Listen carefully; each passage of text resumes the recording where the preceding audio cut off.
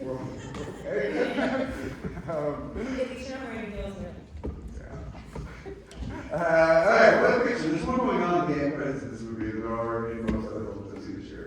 That was intense. Thank you so much for being here. Let's go right into it. Kristen, you said that there are voices that help you find yours, and clearly the Imogen story, was one of those for you. What drew you to her book? What was your first interaction with the book, and what about it sort of grabbed hold of you?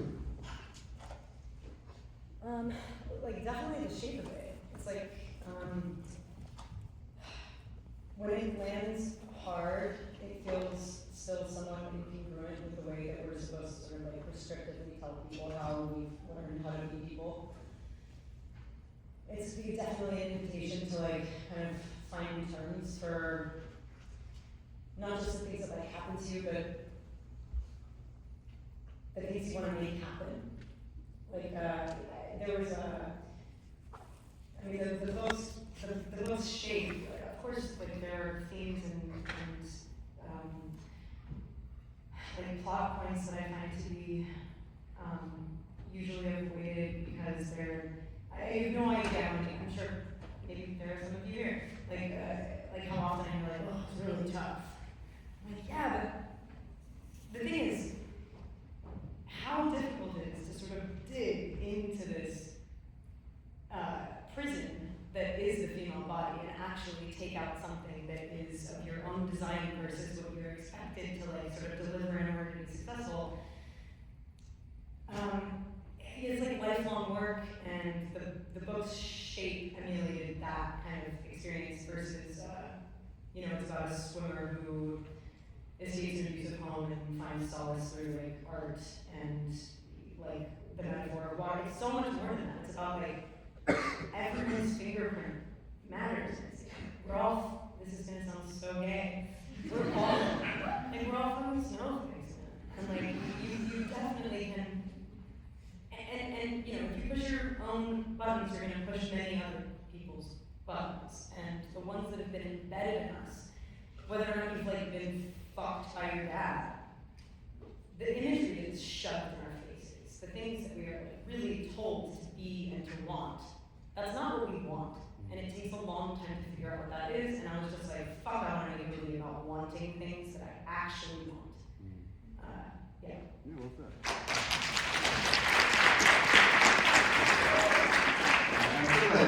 I think you're someone who, you've been on camera, on screen since you were a child.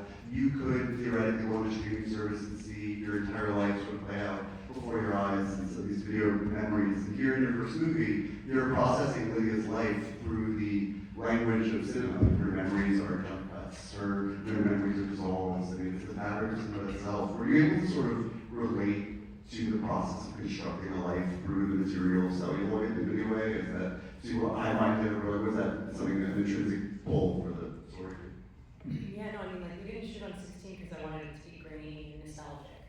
It's because there's so much space in between every frame. There's so much time that you can put your own life into, and it kind of enforces an elliptical experience where you go there were times where we rolled out and the scene was over and it was the best take and it's the one that we chose, and so we cut the second half of the scene, which is really the movie doesn't have any scenes in it, but sometimes there's a sort of one picture, one sound, or one smell that is the whole memory, and everything that comes before and after it, it's gone. And so, if I were to have to make those choices all of the time, it would feel contrived. And so, and also, you stand at attention when you shoot on film. Everyone's on their fucking tippy toes. You can hear the purr of the camera. I know it sounds like a weird thing to say, but it's you can hear it working with you. And it's just a lot of pictures. It's like a photo album. If you just recorded everything, you would be inundated with so much information that you wouldn't be able to put yourself in the movie. And it should feel like a scrapbook that's ripped up and floating down a river. You know what I mean? It shouldn't feel like something that's easy to grasp. And so the deprivation of information is why you can be that's mine. Imogen is one of my favorite actresses, has been for a long time. I'm so grateful to you above everything else, just for giving her a role that she can utterly body, like the way that she is here.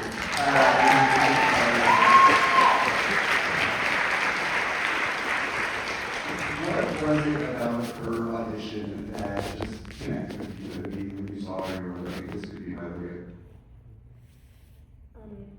Dude, I've wanted to work with Imogen forever. There's so many, like, really, like, deeply profound overlap, mutual friends stuff. And she's the best thing. I mean, she's the best part of everything that she's in, and like, you know, when there are people that you're like, fuck, I like her so much. And I've never met her before. And then like it wasn't about anything that she did in the audition. I mean, I guess so, but more that it was like she wanted to do it. And the script was like, you know, really difficult for a lot of people to trust. And she was just like so steadfast and sure, and like, I guess it was just like a really good instinct because I didn't know that we were gonna have this. Like this got really dope, but like we didn't know that was gonna happen. I know, we always said to each other, like, imagine if because we just trusted that, but it would have been a nightmare if we hadn't even, I didn't know. But we did. Imogen had to play a writer, she had to play 17, she had to play 40, everything in between. She had to play a kind of like a rendering of a person, also not living within it. She had to play everyone and herself. The only way you could ever access everyone is to be so kind of like self-obsessed and to realize that like no one's really that special. So like, you know, fuck a biopic. This was about seeing someone at a certain stage of their life and it's like, we don't want to hide anymore and we can hear each other. And so therefore, you can have a little bit more faith in like your own instincts. And that's what happens when you meet the right people. And that's what happens when you meet your sort of like heart heroes, as Lydia refers to like Ken Kesey, Kathy Becker, the different people that she bounces off of. Our voices sounded together. And I was like, what? That's done. We're fucking in. And we're in for life. Like we're gonna work together forever. Makes me really happy here. I also want to say, another thing that makes me really happy here is someone saying fuck a biopic, especially over Chris. Amen. Yeah, but you know, it's your, I know, Imogen, your performance, you know, as she was saying, is incredible for the range it covers, and also just the consistency in that every scene, no matter what the context, we wholly believe you as Lydia in that moment, which I would imagine has an extraordinary degree of difficulty beyond just the subject matter, but because of the form of the film and how fragmented and staccato it is. There are very few scenes in sort of the proper definition of the word that are allowed to play out with the linearity that we sort of expect. Was it difficult for you to get into those moments and find like congruity in the character in those little snippets of time? Well, it's kind of cool because, as you say, it is fragmented, and the chance to play a character from a teenager into sort of early 40s was like, so many actors have the appetite for that, and we don't always get to do it. And of course, we're all the same ages all the time. Like, we're still 18, we're still, when you're 80, you expect to see yourself looking like you were in your 30s. Like, I think the beauty of that was actually to have the span of this character and have those interstitial moments which you just thread, you know, psychologically. But really great reference points to remember that there's some access points that are more readily available in a scene where perhaps the character, I'm thinking specifically of the one with Kim Gordon, and in that situation, you consider that person when they were 12, and you're sort of just, there's something that's far more connected, like the electrical pylons, you know, of a person's life. It was actually very cool. It never felt fragmented, it actually felt linear in a way that was very cool. Because there's no present tense in the movie. So there's never a point where you're like, oh, I'm younger now. Or I know it's just a flashback. There's like not a flashback in the movie. So also, like that's impossible. I have so many notes in my script that was like, are you sure that you should play her at 16? 16. Are you sure? Are you sure? It's like, the idea now of someone stepping in with like blonde hair and like we paint a mole on the right spot of the face, I'm like, this is not what it's about. Like, you know, like time is not a flat circle.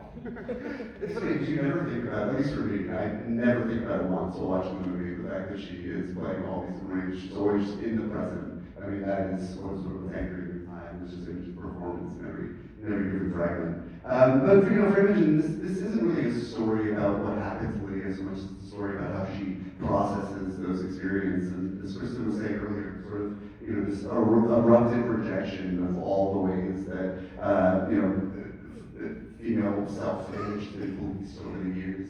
And it feels to me... Since like forever. Yes. I mean, when I say over the years, Yeah. you know, since the dawn of our species, yes, every year. That counts. But did it feel like not just a matter of having permission to be so raw and vulnerable in the story, you felt sort of an obligation to, that it would be a disservice to Lydia if you didn't feel like you were just blasting, you know, in defiance of everything, every gauge that had ever been put on a character like that? Yeah, I mean, and I think it was, going into it, we just knew it was going to be like that. And of course, filmmaking is kind of like Jackson Pollock, you know, just her and paint and hoping that it lands. But I think going into it, we knew how hard it was going to be. And what a fucking delight! Yeah, the stakes were high though. The stakes were high, so we didn't let each other down as well, because we knew we had to kind of try and get close to. And the most interesting thing about that with a character like this is that the events that occur in her life, which obviously Kristen so tenderly and uniquely told, I talk specifically about the abuse from her father, it's really a story of how someone reacts to the things that happen to them. Often that's far more interesting than the actual event. And her way of understanding where her responsibility is, because it's not her responsibility what happened to her. Someone's created a problem for her to solve, and it's sort of watching a person attempt to solve that for their entire life, and occasionally succeeding past the point, but most of the time sabotaging. And so I think in terms of the exposure of a person like that and how raw it is, it's that. So every single time you just get far enough and then confronted again with the truth of what your life has been. That's all. And I'm very willing to have one more question, but I did want to just briefly sort of yourself into it, Kristen, and ask you what your relationship with her has been like, what her response to the film has been, and to what degree you were sort of interfacing with her during the process of making it. For me, it was like all about approval. I really wanted her to like it. And so when I was writing it, like I was kind of always prematurely being like, look at this scene. Look, look, look. And she's been so, it really like, this woman's lived so many lives, and she's such a sort of cagey little forest animal, and the idea of, I'm sorry, she, like, first of all, she hasn't seen the movie yet. And I mean, she's now finally like ready to, and it has taken a minute. And I think she totally recognizes that the reason that the movie should exist is like not to be totally faithful to the sort of exacting elements of, you know, like the events that comprise her life, and much more that she's such a good teacher, and she really understands. I mean, the book is about how writing can. I wish that we had better words for like less. I wish this sounded like less of a platitude, but like how writing really can set you free and sort of introduce you to the idea that your life is like malleable and reality is absolutely in all of our hands to shape, because I mean Jesus Christ, reality is so broken right now, it always has been. She's so nice to us, and I think it's probably a lot to hold. Watching, well, I guess what I started saying is, I think she's so supportive of the fact that the movie is about what she did.